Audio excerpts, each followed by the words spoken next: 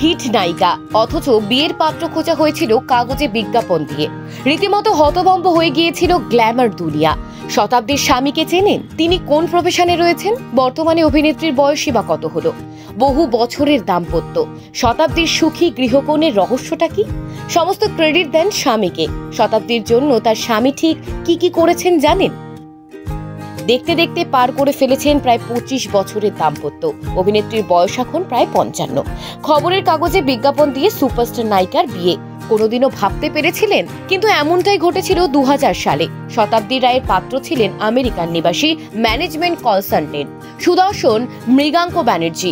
যখন বিয়ে হয় তখন তো আর মিডিয়াকে আড়ম্বর দেখাতে অত অনুষ্ঠান হতো না, শুধু থাকতো বাঙালিয়ানা থেকে শুরু করে আন্তরিকতার ছোঁয়া। একেবারেই পারিবারিক সম্বন্ধ করে বিয়ে। শতাব্দীর বরের বাড়ি থেকেও কাগজে বিজ্ঞাপন দেওয়া হয়েছিল। তবে পুরো বিষয়টাই দুজনের কাছে ছিল বেশ ইন্টারেস্টিং। অপরদিকে শতাব্দী তখন বেশ ব্যস্ত নায়িকা, হাতে একের পর এক ছবির শুটিং এর কাজ। যদিও বিয়ের কদিন ছুটি পেয়েছিলেন। একটু খেয়াল করে দেখলে বুঝতে পারবেন শতাব্দীর সমসাময়িক বহু নায়িকাদের বিয়ে কিন্তু টেকেনি। সেখানে যেন এক অদৃশ্য জাদু বলে শতাব্দী আজ সুখী গৃহকোণ। পুরো ক্রেডিটটাই অভিনেত্রী দেন তার স্বামী মৃগাঙ্ককে। কারণ শতাব্দীর স্বামী নিজের কাজ সামলে ছেলে মেয়ের কেয়ার করেছেন, প্রচুর অ্যাডজাস্টমেন্ট করেছে, স্যাক্রিফাইস করেছে, শতাব্দীকে সাপোর্ট করেছে। বাচ্চাদের বড় করার পেছনে শতাব্দীর বরের অবদান বেশি, এমনটাই দাবি অভিনেত্রীর। 2 সন্তান, এক ছেলে এবং এক মেয়ে।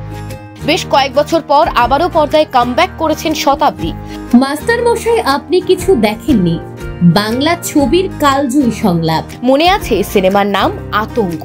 আর সেই ছবির হাতে ধরেই সিনে দুনিয়ায় অভিষেক হয়েছিল শতাব্দী।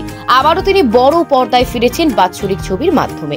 90-এর দশকের বাণিজ্যিক বাংলা ছবির অন্যতম মুখ। অভিনয়ের পাশাপাশি সামলেছেন রাজনীতি।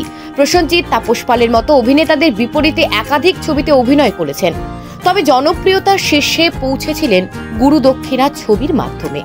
এই ছবি তার ভাগ্য বদলে দিয়েছিল। আবারও নতুন করে ফিরেছেন অভিনয়ে। কতটা খুশি আপনি? শতাব্দীর পুরনো ছবি নাকি বর্তমান ছবি? কোন ছবি আপনাকে বিশেষভাবে আকৃষ্ট করে? কমেন্টে লিখে জানাতে ভুলবেন না।